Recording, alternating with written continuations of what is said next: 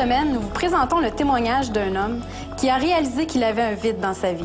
Et vous verrez que ce n'est pas sans difficulté qu'il a trouvé le moyen de le combler. Écoute, Dieu, pour moi, dans ma vie, avant que je puisse avoir la chance de connaître l'Évangile, c'était ce que j'avais appris quand j'étais jeune. Je roulais avec l'enseignement que j'ai reçu. Écoute, on allait à l'église une fois par semaine, une fois par mois, au gré de ce que ça tentait aux parents, dans le fond. Puis c'est ça pareil, mais c'est à peu près ce que je savais de Dieu. Dieu, c'était une personne qui était invisible pour moi, que je pouvais pas palper, que je pouvais pas voir. Puis ça représentait un « Je vous salue Marie » ou un « Notre Père » là, à gauche, à droite, une fois de temps en temps, quand ça allait pas bien. Fait que c'était pas mal mon arrière-plan de jeunesse.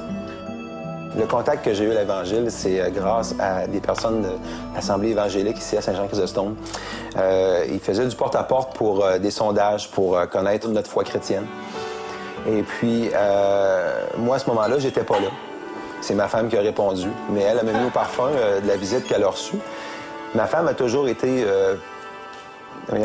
près du Seigneur. Elle a toujours eu des convictions, même depuis qu'elle était plus jeune que moi, depuis son tendre enfance, dans le fond. Et puis, elle avait déjà un goût développé pour en connaître plus. Moi, j'étais vraiment là, sur le break-à-bras, comme on peut dire. Moi, je voulais pas que ces personnes-là entrent dans la maison parce que pour moi, c'était des personnes qui venaient comme s'infiltrer dans notre vie privée, puis tout ça, puis qui essayaient de venir changer nos idéaux. Puis ça, je voulais pas. Et puis, c'est sûr que j'étais mal informé sur le sujet. Et puis, ça a duré pendant quasiment 2 ans de temps à ce que les personnes venaient nous porter des pamphlets pour le déjeuner de l'espoir, à ce qu'on ait assisté à des déjeuners. Puis moi, je m'obstinais encore. Je disais que non, mais ça a toujours été fait d'une façon soft, ça a toujours été fait dans le respect. Puis c'est probablement ce qui a fait qu'un jour, j'ai dit oui. Parce que j'ai jamais, en aucun temps, je me suis senti bousculé, je me suis senti obligé à quoi que ce soit. Mais ces personnes-là ont été très respectueuses, mais ils se sont tout simplement acharnés parce que ça en valait la peine. Et puis, un jour, j'ai dit oui pour aller à un déjeuner de l'espoir. Ça m'a touché beaucoup. Et puis, après ça, on a été un petit bout sans avoir de contact. On a déménagé, on a eu une construction.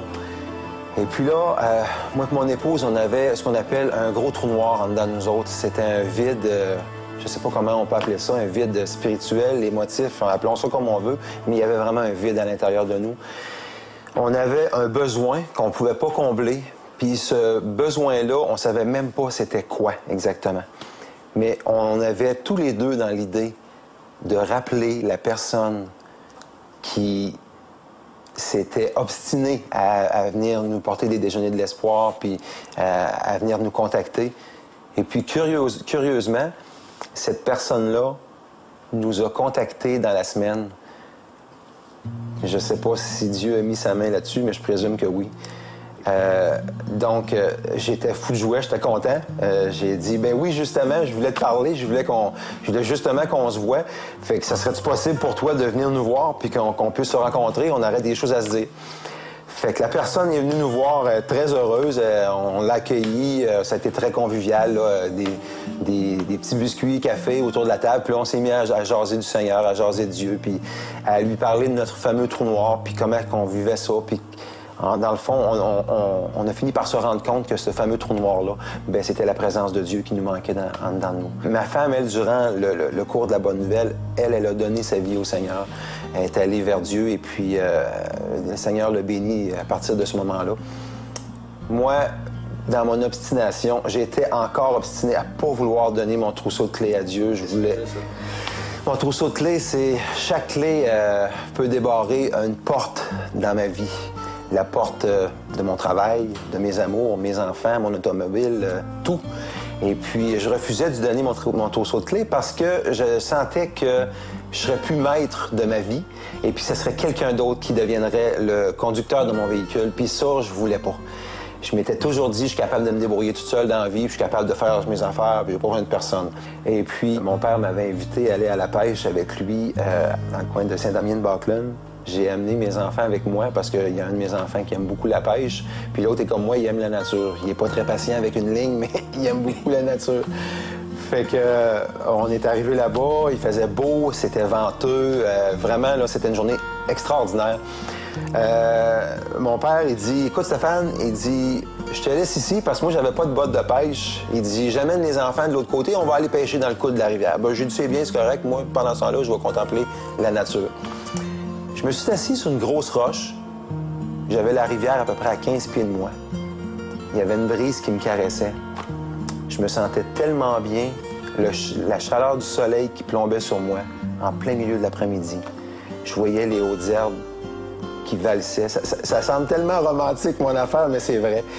À ce moment-là, je me suis tellement bien senti, j'ai dit, ben là, Seigneur, c'est là que ça se passe. Tu le veux, mon trousseau? OK, je te le donne. Je te demande pardon pour mes péchés, je me reconnais comme étant pécheur. Je sais, puis que c'est vrai que, Seigneur, t'as envoyé ton Fils pour moi à la croix pour qu'il puisse me pardonner de mes péchés. Ben, ce qu'il a fait, il l'aura pas fait en vain pour moi, parce que je lui donne ma vie. Puis c'est vraiment à partir de là que le Seigneur a fait partie de mon cœur, a fait partie de ma vie. Puis depuis ce temps-là, ça fait maintenant bientôt 5 ans de ça. Puis depuis ce temps-là, le Seigneur m'a montré à maintes et maintes reprises qu'avec Dieu, tu peux réussir des choses incroyables. C'est une bénédiction de l'avoir dans ma vie. L'heure de la bonne nouvelle vous invite à participer à l'un des nombreux déjeuners de l'espoir. Ces déjeuners ont lieu dans plusieurs restaurants réputés de la province et vous sont offerts gratuitement. Pour connaître les détails concernant l'endroit, la date et l'heure pour votre région, composez le numéro sans frais 1-866-509-1319. Vous pouvez également consulter le site web www.déjeuner.org.